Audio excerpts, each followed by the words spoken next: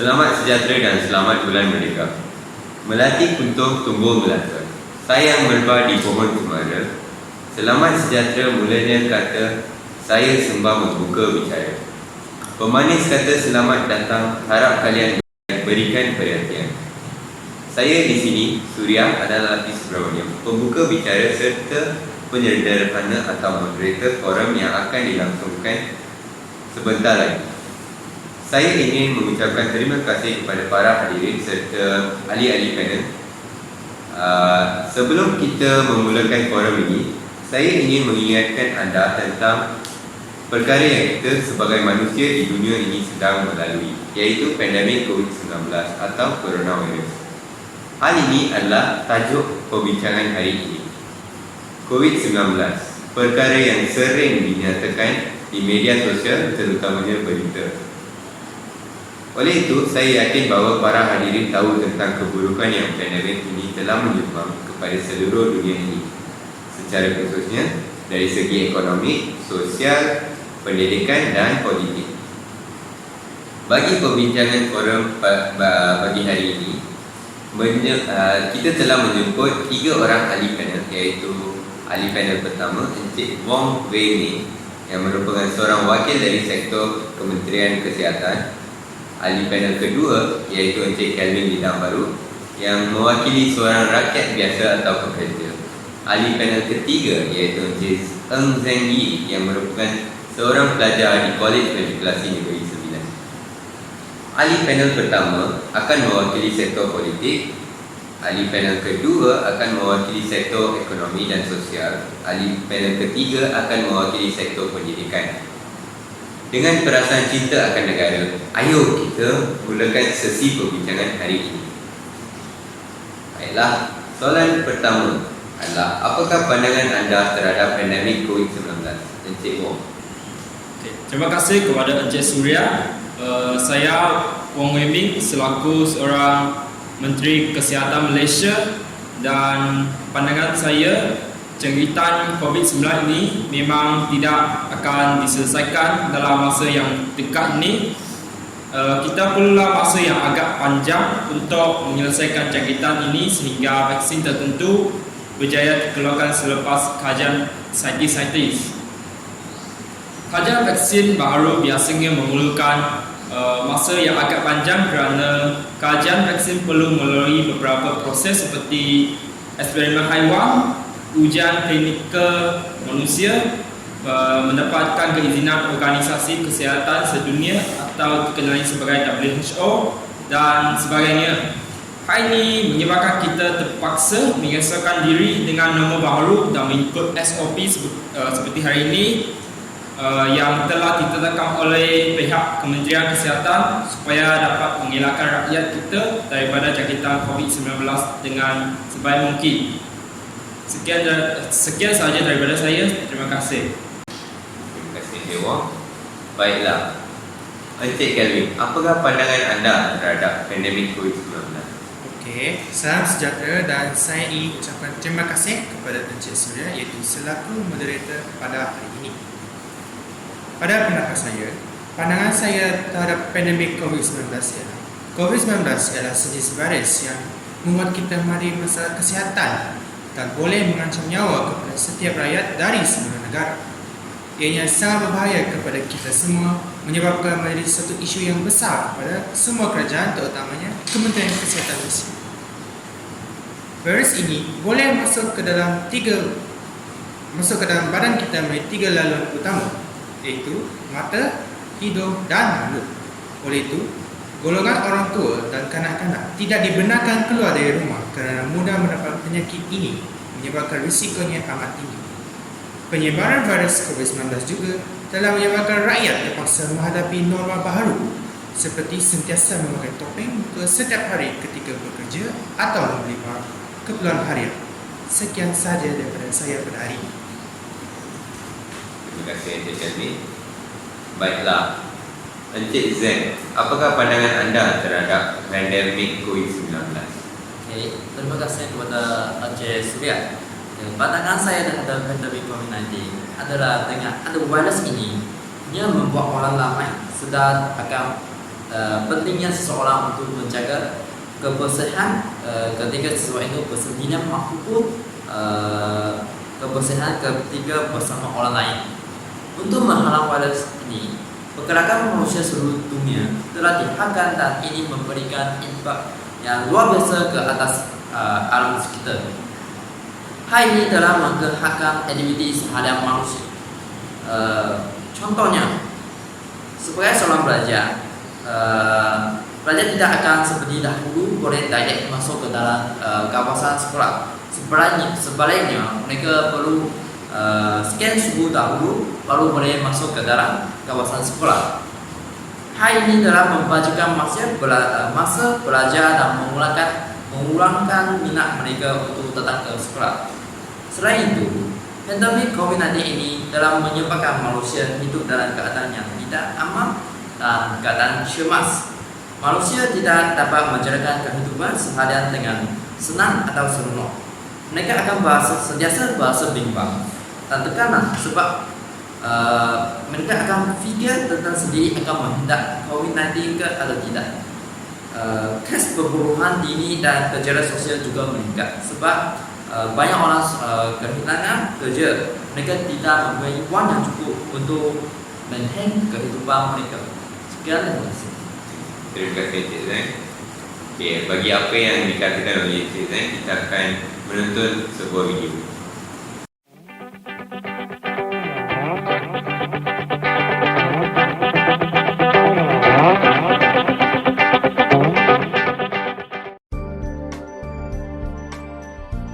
Para murid sekalian, anda semua pasti sudah mengetahui tentang COVID-19. Virus ini berjangkit daripada individu kepada individu melalui titisan pernafasan dan juga sentuhan. Antara gejala penyakit ini adalah demam, batuk, selsema dan sukar bernafas. Bagaimanapun, tanpa gejala-gejala ini, anda mungkin boleh menjadi pembawa kepada virus ini tanpa anda sedari. Demi memutuskan rantaian jangkitan virus ini, langkah-langkah pencegahan seperti berikut mesti dipatuhi.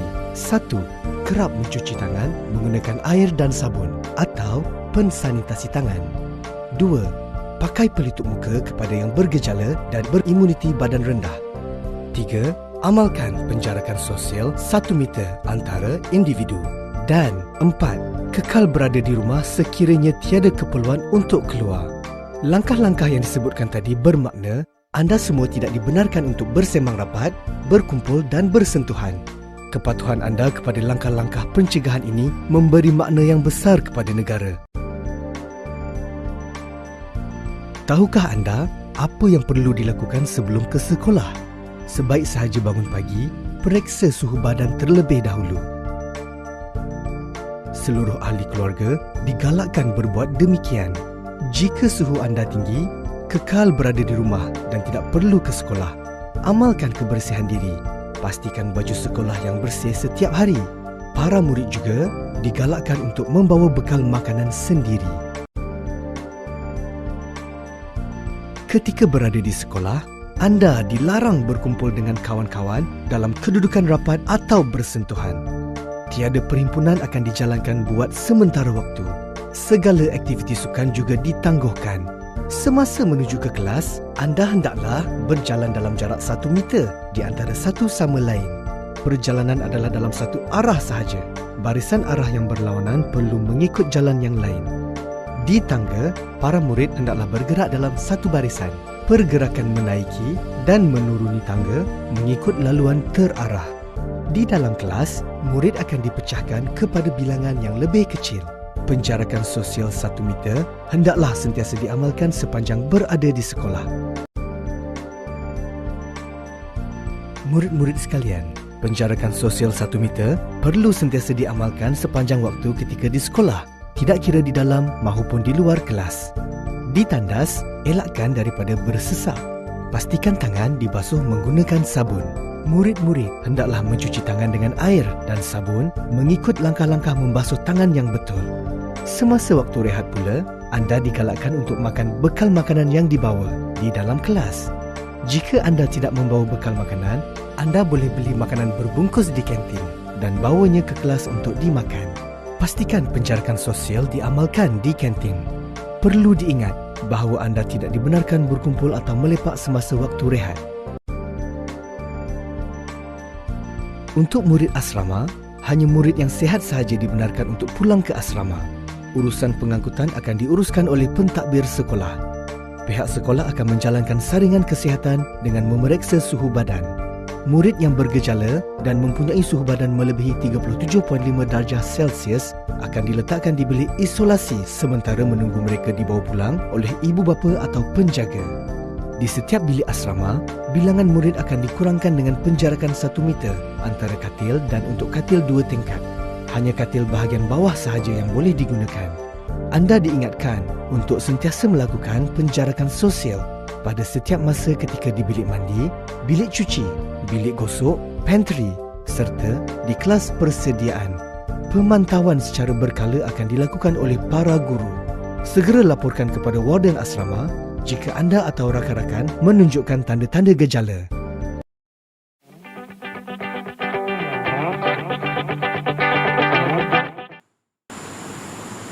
Baiklah, soalan kedua adalah apakah kesan COVID-19 kepada anda serta sektor yang anda mewakili?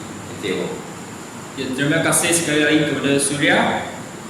Seperti apa yang kita setia maklum, kes yang menyebabkan situasi jangkitan COVID-19 di negara kita menjadi serius adalah kes yang dikaitkan dengan himpunan tabligh di Masjid Sering Petaling pada 28 Februari hingga 1 Mac yang lalu. Perkara ini memang berlaku secara tiba-tiba dan tidak dapat dijangkakan. Hal ini telah menyebabkan gagasan Kementerian Kesihatan bertambah secara tiba-tiba dan pegawai-pegawai Kementerian Kesihatan terpaksa bekerja lebih masa supaya dapat mengawal jangkitan COVID-19 ini dalam masa yang paling singkat. Supaya jangkitan ini tidak menjadi di luar kawalan. Dengan itu, kita telah membuat keputusan selepas bermusyawarah dengan pihak Majlis Keselamatan Negara MKN dan juga Perdana Menteri kita Tan Sri Muhyiddin Yassin untuk melaksanakan Perintah Kawal Pergerakan atau dikenali sebagai PKP atau MCO dalam bahasa Inggeris bagi memutuskan rantaian jangkitan COVID-19 dan betul sekali kita sempat mengawal keadaan jangkitan melalui PKP walaupun mengambil masa yang berbulan-bulan.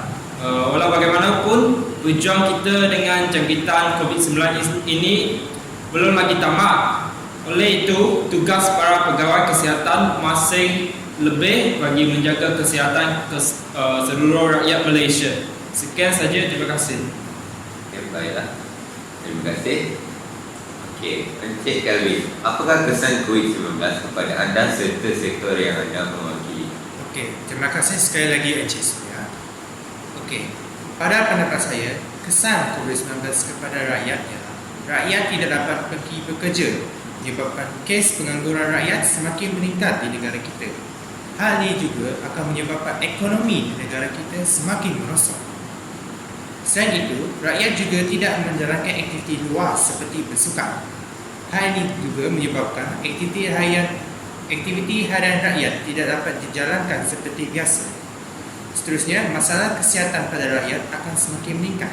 Rakyat yang mempunyai simptom-simptom COVID-19 seperti demam, sesak nafas, batuk secara berterusan atau selesema menyebabkan kes kematian di negara kita semakin meningkat.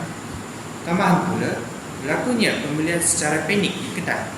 Hal ini demikian kerana rakyat dengan perasaan pentingkan diri sendiri dengan memborong semua barang keperluan seperti tisu, makanan, minuman dan sebagainya untuk hidup, menyebabkan stok barangan tersebut habis dengan cepat pada musim COVID ini.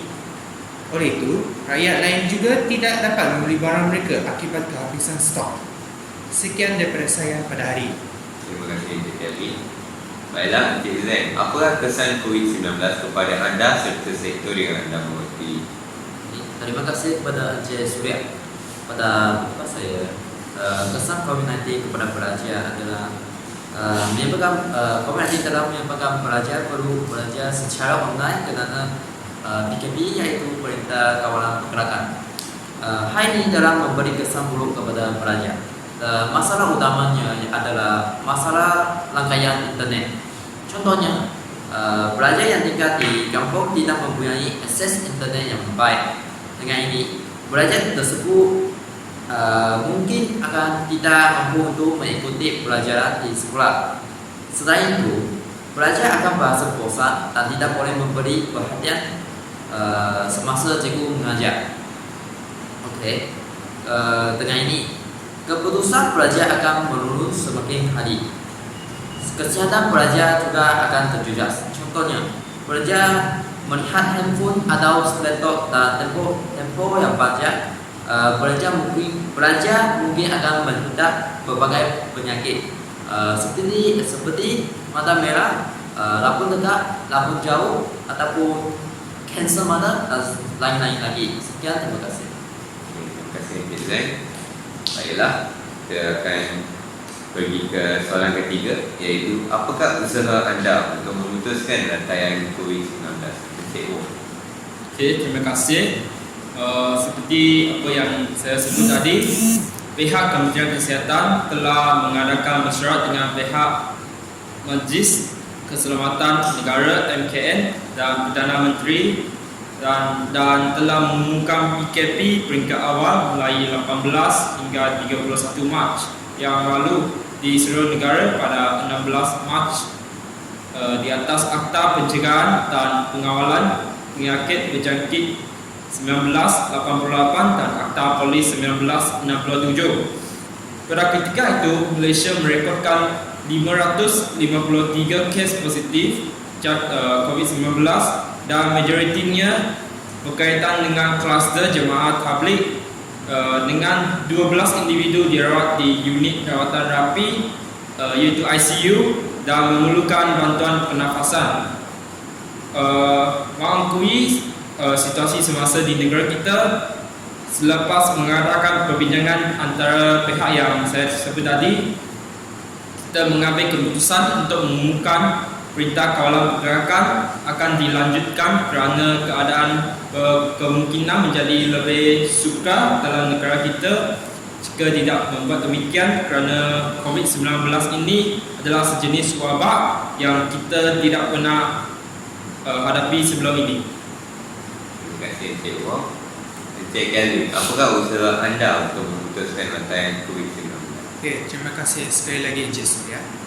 Pada pendapat saya, usaha untuk memutuskan rantaian COVID-19 ialah rakyat seharusnya sentiasa berada dalam rumah sahaja supaya rakyat tidak akan terdedah kepada virus tersebut. Oleh itu, kadar rakyat yang terdedah kepada virus tersebut akan berkurang. Seterusnya, rakyat juga seharusnya sentiasa memakai pelitup muka ketika berada di rumah seperti membuat urusan penting ataupun membeli barang. Hal ini demikian agar dapat mengelakkan virus COVID-19 masuk ke dalam badan kita. Setelah selesainya urusan tersebut, rakyat seharusnya pergi membersihkan diri, iaitu pergi ke mandi. Hal ini kerana virus tersebut mungkin melekat pada pakaian kita mahupun badan, walaupun kita tidak dapat melihat virus tersebut dengan mata kasar. Akhir sekali, rakyat perlu juga memeriksa suhu mereka dahulu sebelum masuk ke dalam kedai. Hal ini supaya untuk memastikan suhu badan mereka tidak melebihi 37 darjah Celsius. Sekian. Terima kasih Encik Galvin. Encik Zain, apakah usaha anda untuk memutuskan rantaian COVID-19? Okey, terima kasih sekali. Sebagai seorang pelajar, usaha saya untuk memutus rantaian COVID-19 adalah saya akan memantapkan disiplin diri. Saya akan belajar untuk meningkatkan disiplin diri dan sentiasa menjaga kebersihan sendiri atau kawasan sekeliling. Saya juga akan mengamalkan tindakan pencegahan sebagai norma baharu kehidupan saya. Contohnya, menjaga jarak sosial, memakai mask yang berkualiti di tempat awam. Saya juga akan mencuci tangan sebelum pergi ke mana-mana. Hal ini demikian kerana saya dapat mengelakkan peluang saya untuk menghindar virus COVID-19.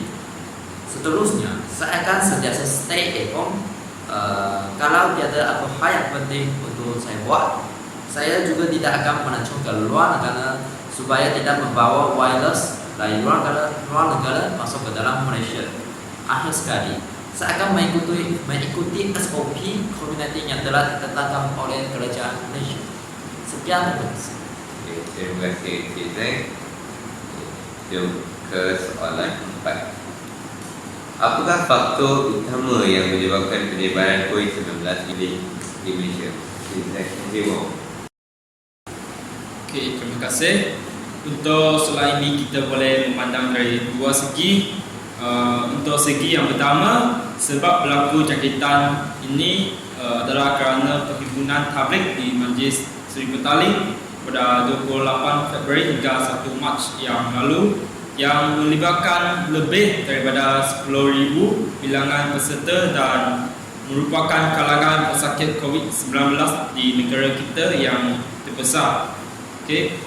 Jika kita pandang dari segi yang kedua, jangkitan ini sukar untuk terkawal adalah kerana sikap sekalangan masyarakat yang tidak bertanggungjawab.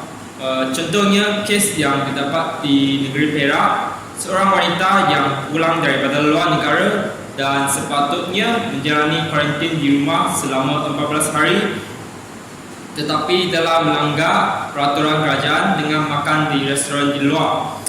Dan hal ini telah menyebabkan kumpulan jangkitan yang baru. Wanita tersebut kemudian didapati positif menghidap penyakit COVID-19 ini. Okay. Sikap tersebut memang tidak sepatutnya ada pada seorang rakyat, terutamanya pada masa pandemik COVID-19 ini. Tapi saya rasa bersyukur kerana PKP yang diperkenalkan berjaya mengawal penularan wabak COVID-19 dan hal ini bermakna usaha kita adalah berkesan. Sekian saja, terima kasih. Terima kasih. Encik Kelvin, apakah faktor-faktor yang menyebabkan penyebaran COVID-19 di Malaysia? Okey, terima kasih Encik Surya sekali lagi. Okey, pada pendapat saya, faktor utama penyebaran COVID-19 di negara kita ialah rakyat tidak menjaga kebersihan diri mereka dengan betul. Hal ini kerana rakyat tidak membersihkan diri mereka seperti mandi atau mencuci tangan apabila berada di luar rumah ataupun bersentuhan dengan benda yang terdedah kepada virus ini. Selain itu, rakyat tidak memakai pelitup muka semasa keluar dari rumah.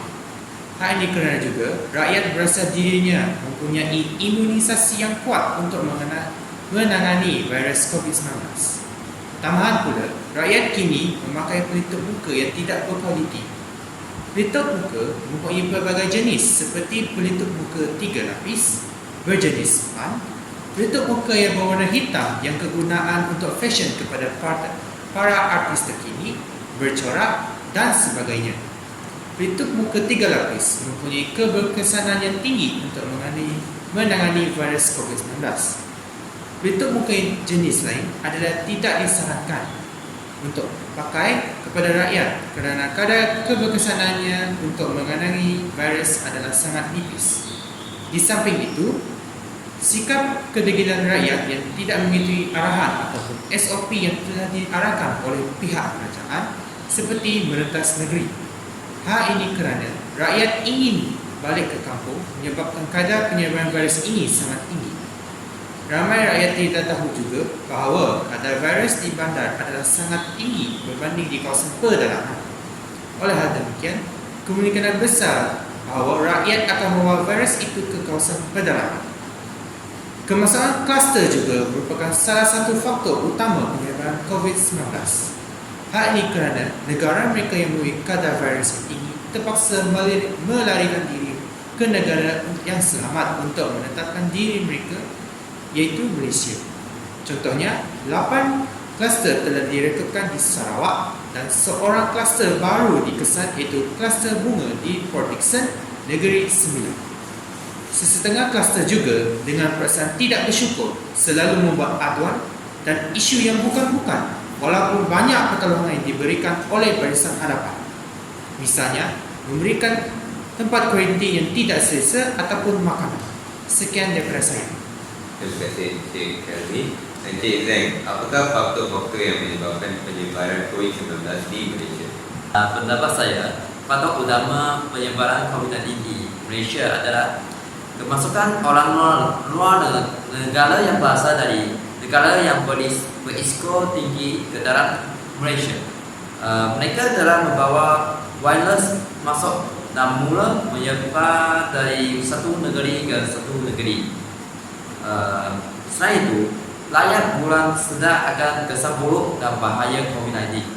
Mereka rasa virus ini adalah seperti virus biasa, tidak akan membahayakan nyawa manusia ataupun membawa ke risiko maut. So, mereka tidak menjaga kebersihan diri, tidak menjaga social distance. Mereka masih degil dengan menetas negeri. Mereka malas untuk memakai mask atau pakai mask yang tidak berkualiti. Walaupun ada people yang pakai mask, tapi mereka akan tarik mask itu ke bawah leher. Dengan ini, virus mudah untuk menyebar di Malaysia, di negara kita. Di samping itu, rakyat juga menyertai kempen besar-besar tanpa menjaga social distance dan kebersihan sendiri. Ini saja. Sekian, terima kasih. Terima kasih Encik Zeng. Alright. Soalan kelima, apakah langkah-langkah yang perlu diambil untuk mencegah penyakit COVID-19? Encik Wong. Okay, terima kasih. Terdapat beberapa langkah yang dinasihati oleh pihak kerajaan kepada orang ramai bagi menyelesaikan jangkitan COVID-19 ini, dan ini memang memerlukan kerjasama orang ramai. Dan langkah yang pertama ialah lakukan saringan. Rakyat boleh membuat saringan kesihatan secara percuma di pusat kesihatan tanpa perlu dicari. Bantulah kerajaan dan tampil secara sukarela dan menjalani pemeriksaan saringan yang ditetapkan, terutamanya kepada mereka yang pergi ke perhimpunan di tablik di majlis sering bertalim. Untuk langkah yang kedua, kuarantin diri. Sekiranya anda baru pulang daripada mana-mana negara, terutamanya United States, iaitu Amerika, China, Korea Selatan, Itali, Jepun dan Iran, anda diwajibkan untuk melaporkan kepada pihak kerajaan dan melakukan kuarantin selama 14 hari berturut-turut. Sila rujuk kepada klinik atau hospital terdekat sekiranya anda mendapatkan gejala seperti batuk, demam, sesama, sakit tekak dan kesukaran untuk bernafas. Untuk yang langkah yang ketiga, memakai topeng muka. Sekiranya anda keluar dari rumah, sila memakai topeng muka, dan sekiranya tidak sihat seperti batuk atau sesama, segeralah mendapat rawatan di klinik atau hospital.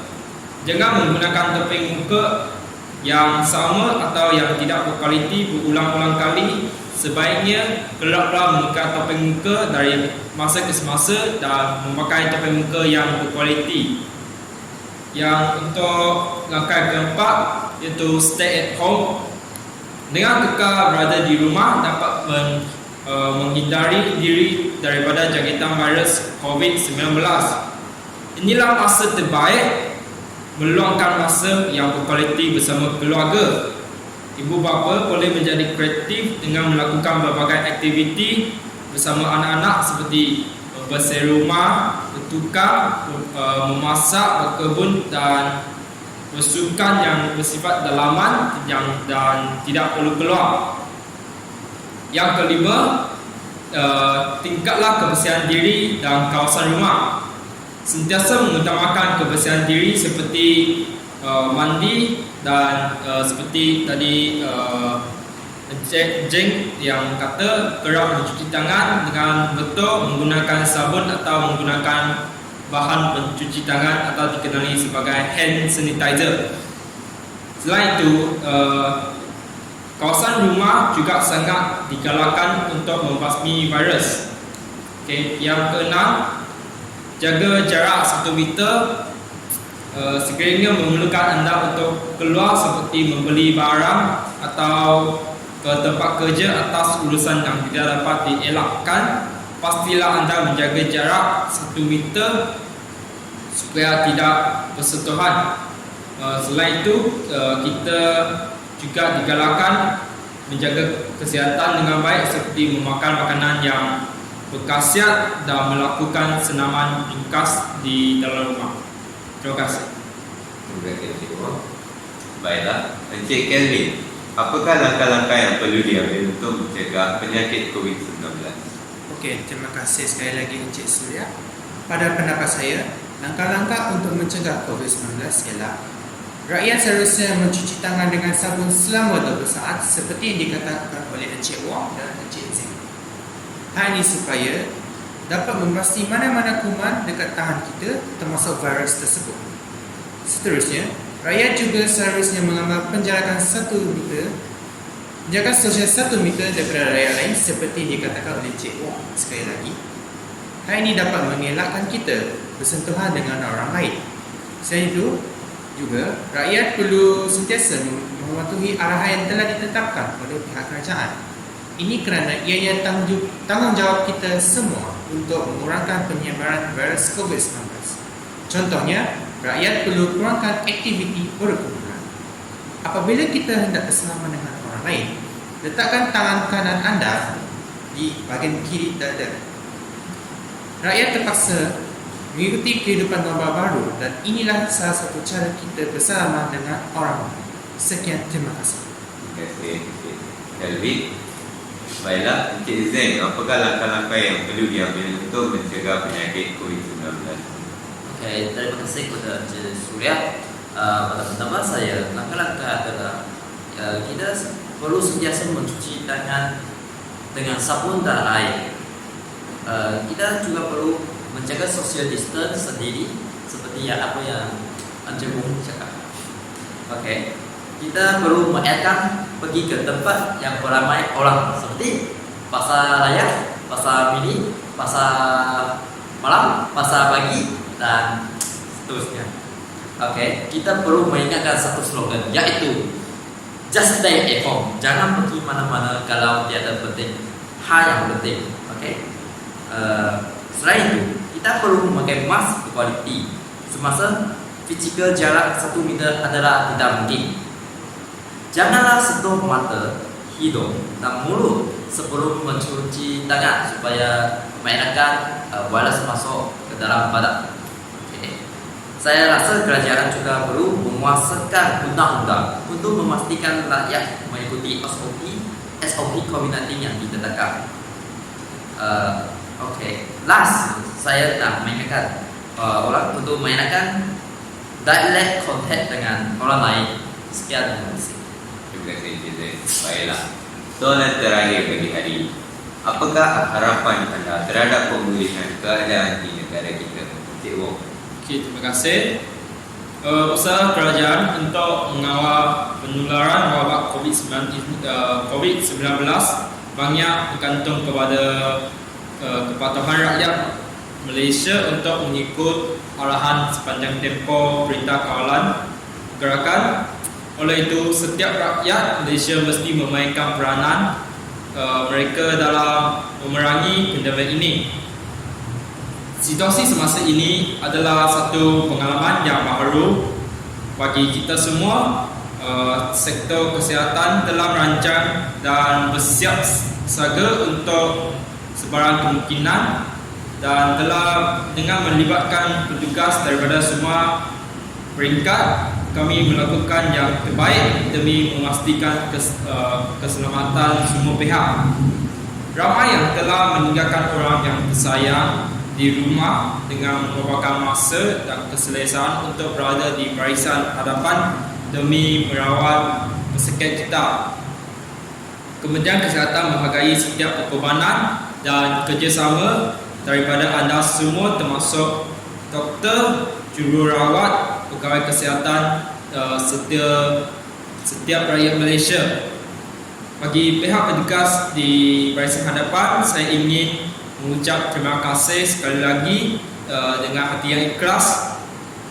Akhirnya kepada semua rakyat, anda penutup utama dalam menghentikan penularan pandemik ini.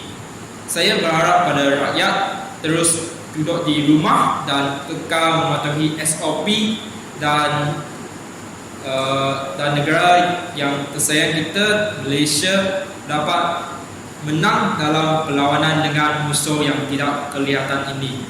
Sekian saja, terima kasih. Terima kasih Encik Wong. Baiklah, Encik Kelvin, apakah harapan anda terhadap pemulihan keadaan di negara kita? Okey, terima kasih Encik Surya. Harapan saya terhadap pemulihan keadaan di negara kita ialah saya berharap agar rakyat Malaysia dapat membantu pihak kerajaan untuk bersama-sama memutuskan rantaian COVID-19 yang berlaku di negara kita sejak akhir-akhir ini agar negara kita akan menjadi negara bebas COVID-19. Rakyat seharusnya perlu mengucapkan terima kasih kepada semua baris hadapan dan pengarah Kementerian Kesihatan Malaysia kita iaitu Dr. Nur Hisham Abdullah kerana bersusah payah untuk melawan musuh utama kita iaitu virus COVID-19 agar memastikan kita selamat dan tidak dijangkiti daripada virus ini. Rakyat juga perlu mengucapkan terima kasih kepada Perdana Menteri kita yang ke-8 iaitu Tan Sri Muhyiddin Yassin kerana banyak memberikan sumbangan kepada kita seperti pemberian keperluan harian kepada mereka yang memerlukan, pemberian gaji kepada semua pekerja walaupun berlakunya penurunan ekonomi di negara kita. Walaupun kita terpaksa mengikuti norma baru ini, kita seharusnya tetap bersabar dan tenang agar sentiasa menjaga kebersihan diri mereka dan memakai pelitup muka walaupun ianya agak merimaskan kepada kita. Tapi inilah satu cara untuk kita menghentikan penyebaran COVID-19 dengan hashtag stay at home dan hashtag kita jaga kita. Sekian, terima kasih. Terima kasih Encik Kelvin. Baiklah Encik Zain, apakah harapan anda terhadap pemulihan keadaan di negara kita? Okey, harapan saya terhadap pemulihan keadaan di negara kita adalah saya berharap supaya pelajar-pelajar dapat bertanggungjawab untuk mematuhi SOP yang telah ditetapkan supaya Malaysia dapat memutuskan rantai COVID-19 secepat mungkin. Akhirnya saya nak mengucapkan Malaysia boleh memutuskan rantai COVID-19. Boleh. Sekian, terima kasih. Terima kasih Encik Zain. Terima kasih kepada ahli-ahli panel yang sudi menjawab soalan-soalan saya dengan jujur dan ikhlas. Sebagai kesimpulan, kita sebagai rakyat Malaysia perlu berganding bahu, bahkan bukit sama didaki, lurah sama dituruni, supaya negara kita dapat memutuskan rantaian COVID-19. Oleh itu, kita mestilah mengamalkan nilai-nilai moral seperti nilai bertanggungjawab dan nilai rasional. Jelaslah jika kita mengikut segala arahan yang diberi oleh kerajaan, kita dijamin bebas dari penyakit coronavirus. Sekian, terima kasih.